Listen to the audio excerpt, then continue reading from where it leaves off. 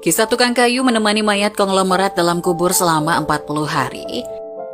Alkisah, seorang konglomerat yang sangat kaya raya, menulis surat wasiat. Barang siapa yang mau menemaniku selama 40 hari di dalam kubur, setelah aku mati nanti, akan aku berikan warisan separuh dari harta peninggalanku. Lalu ditanyakanlah hal itu kepada anak-anaknya, apakah mereka sanggup menjaganya di dalam kubur nanti. Tapi anak-anaknya menjawab, mana mungkin kami sanggup menjaganya ayah, karena pada saat itu ayah sudah menjadi mayat.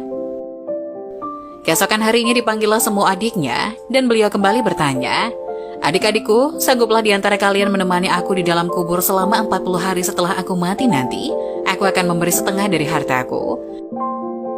Adik-adiknya pun menjawab, apakah engkau sudah gila? Mana mungkin ada orang yang sanggup bersama mayat selama itu di dalam tanah? Lalu dengan sedih konglomerat tadi memanggil ajudannya untuk mengumumkan penawaran istimewanya itu ke seantero negeri. Akhirnya sampai jugalah pada hari di mana konglomerat tersebut kembali ke rahmatullah. Kuburnya dihias megah laksana sebuah peristirahatan termewah dengan semua perlengkapannya. Pada waktu yang hampir bersamaan, seorang tukang kayu yang sangat miskin mendengar pengumuman wasiat tersebut. Lalu tukang kayu tersebut dengan tergesa-gesa segera datang ke rumah konglomerat tersebut untuk memberitahukan kepada ahli waris akan kesanggupannya. Keesokan harinya dikebumikanlah jenazah sang konglomerat. Si tukang kayu pun ikut turun ke dalam liang lahat sambil membawa kapaknya. Yang paling berharga dimiliki si tukang kayu hanya kapak untuk bekerja mencari nafkah. Setelah 7 langkah para pengantar jenazah meninggalkan area pemakaman, datanglah malaikat Munkar dan Nakir ke dalam kubur tersebut. Si tukang kayu menyadari siapa yang datang. Ia segera agak menjauh dari mayat konglomerat. Di benaknya sudah tiba saatnya lah si konglomerat akan diinterogasi oleh malaikat Munkar dan Nakir. Tapi yang terjadi malah sebaliknya. Malaikat Munkar Nakir malah menuju ke arahnya dan bertanya, apa yang kau lakukan di sini? Aku menemani mayat ini selama 40 hari untuk mendapatkan setengah dari harta warisannya, jawab si tukang kayu. Apa saja harta yang kau miliki? Tanya Munkar Nakir. Hartaku cuma kapak ini saja untuk mencari rezeki, jawab si tukang kayu. Kemudian Munkar Nakir bertanya lagi, dari mana kau dapatkan kapakmu itu? Aku membelinya. Lalu pergilah Munkar dan Nakir dari dalam kubur tersebut. Besok di hari kedua mereka datang lagi dan bertanya, apa saja yang kau lakukan dengan kapakmu? Aku menebang pohon untuk dijadikan kayu bakar, lalu aku jual ke pasar, jawabnya. Di hari ketiga ditanya lagi, pohon siapa yang kau tebang dengan kapakmu ini? Pohon itu tumbuh di hutan belantara, jadi tidak ada yang punya.